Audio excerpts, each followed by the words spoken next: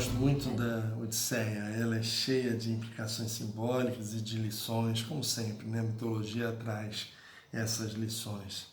A viagem de Odisseu, de regresso à casa, vai durar 10 anos, porque vão acontecer tantas coisas terríveis com ele, né? Tudo porque contrariou um Deus. Agora, há dois momentos assim mais claros nesse regresso, né? A narrativa adquire uma dimensão totalmente férica, mágica, mística. Ele sai, encontra lotófagos, encontra monstros, né? Silas, né? e ciclopes, feiticeiras, né? Lestrigões, que eram gigantes comedores de homens, né? Ao ponto de chegar a ir ao Hades, né? Que ele encontra Tiresias, para que Tiresias diga a ele como é que ele vai fazer para voltar para casa, né? E assim ele consegue voltar, né? Quando ele ouve Tiresias. Mas essa ida ao Hades é também um renascimento, né? A morte representa o renascimento do homem, né? E aí, quando ele chega em Ítaca, então os marinheiros tiram ele na cama e botam ele na areia, a cama inclusive, né? E ele continua dormindo. E tiram o tesouro que Alcino havia dado para ele e põem do lado dele. E aí então começa uma nova etapa do romance. Agora ele vai contar com alguns aliados e vai enfrentar as pessoas que são pretendentes da mão de Penélope. Qual é o problema de serem pretendentes? O cara passou 20 anos fora, na verdade era uma tentativa de usurpação do trono. Porque mesmo que ele não voltasse, caberia a Telêmaco, seu filho, a herança do trono, né? Por ser um trono dinástico. Então eles planejam matar Telêmaco, né? Por isso que há uma vingança tão violenta de Odisseu. Não é só porque os caras estavam azarando a mulher dele, né? Aliás, azarando muito mal, porque ela tinha pavor de todo mundo, né? Como já vimos, a viagem de regresso de Odisseu à sua terra natal será muito dificultada pela intervenção de Poseidon, o deus dos mares, a quem o herói contrariaria ao cegar seu filho Polifemo, um ciclope que pretendia matar todos os navegantes da frota do rei de Ítaca. A viagem é cheia de incidentes e após a experiência no país dos Cícones, na terra dos lotófagos e na sequência dos ciclopes, Odisseu navegou na direção da ilha Eólia, onde morava o rei dos ventos, Éolo, filho de Poseidon, que tinha o poder de guardar e mexer com ventos. Odisseu seria recebido pelo herói com toda a fidalguia por um mês, ao termo do qual, no momento de sua partida, recebeu de seu anfitrião um odre contendo os ventos que deveriam ser mantidos guardados, para que não prejudicassem seu regresso. Impulsionado apenas por Zéfiro, que sopra do ocidente, o navio chegaria em 10 dias de viagem tão próximo de Ítaca que se podiam divisar os fogos das casas. No momento de sono de Odisseu, alguns marinheiros curiosos quanto ao conteúdo do odre, supondo-o cheio de ouro, abrem-no, fazendo escapar um vendaval contrário e arrastando o navio de volta ao reino de Éolo, a quem Odisseu encarece novo apoio, o que lhe é negado desta vez, por perceber o rei dos ventos que aquela expedição estava amaldiçoada por algum deus. E tinha razão. Após sua nefasta passagem por Lamos, na Lestrigônia, onde habitava um povo gigante, devoradores de homens, que destruiu sua frota quase que por completo, Odisseu parte com o único navio que restara em fuga pelo mar, até chegar à ilha de Éia, onde morava a feiticeira Circe, que transformaria metade de seus homens em porcos, oferecendo-lhes uma beberagem mágica. Mas Odisseu, prevenido por Hermes e municiado de um antídoto contra ela, consegue manter-se imune ao encantamento. arrebatando o coração da anfitriã, agora convertida em sua aliada.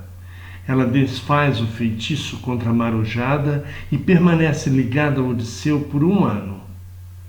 Mas o tempo de volta à casa reclama seu regresso ao mar e Odisseu, aconselhado por Circe, vai ao Hades, a região dos mortos, onde deverá obter de Tirésias os ensinamentos sobre como regressar à terra natal. Várias almas acorreram para o sangue do animal sacrificado por Odisseu, mas nenhuma poderá tocar no sacrifício antes da chegada de Tirésias. A alma do adivinho aparece então a Odisseu, informando que, no seu regresso, tomasse cuidado com o canto das sereias, ressaltando ainda que não poderia tocar no gado do deus Hélio caso parasse na ilha de Trinácia durante esse percurso. No Hades, Odisseu ainda encontra os espíritos de Anticleia, sua mãe, e de alguns heróis de Troia, como Agamenon e Aquiles.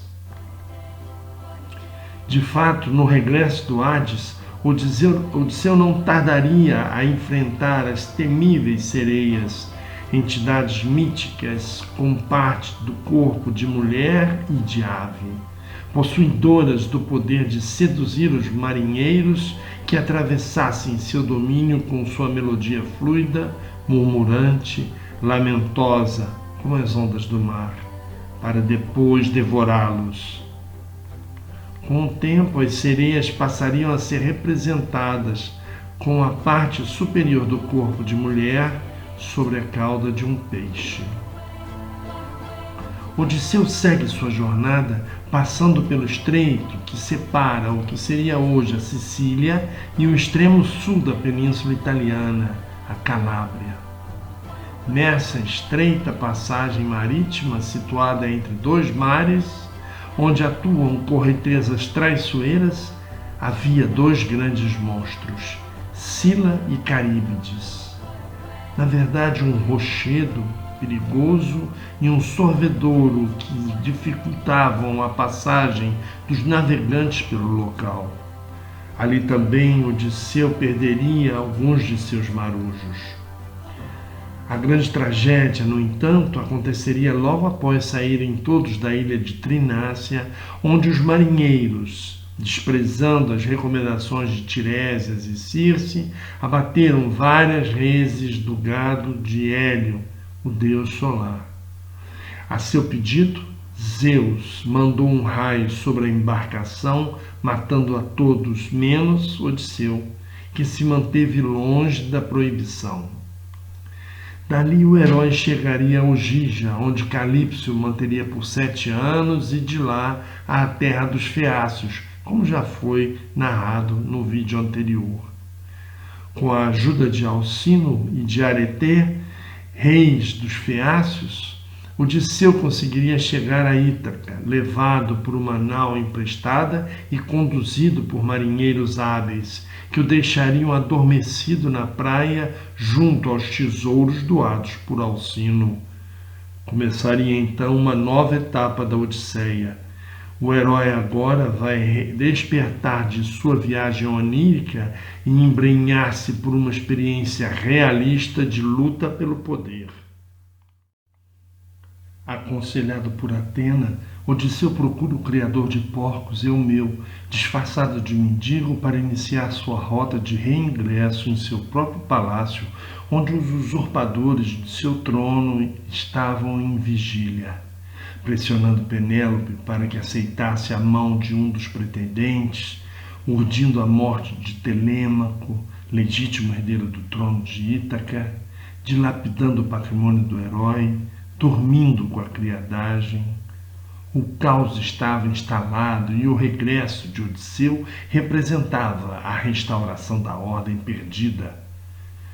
Ao estar prestes a adentrar o Palácio Real, Odisseu é reconhecido por Argos, seu fiel cachorro, que o festejará e morrerá pouco depois, tomado da alegria do regresso de seu dono. Ao entrar no palácio, Odisseu está irreconhecível e, após enfrentar alguns percalços por causa dos pretendentes, conversa com Penélope, contando-lhe que Odisseu estava chegando. O texto de Homero, nesta parte, sugere que Penélope teria reconhecido seu marido nessa hora, submetendo-se por isso à recomendação de iniciar uma competição de arco e flecha entre os pretendentes para que se escolhesse seu futuro marido.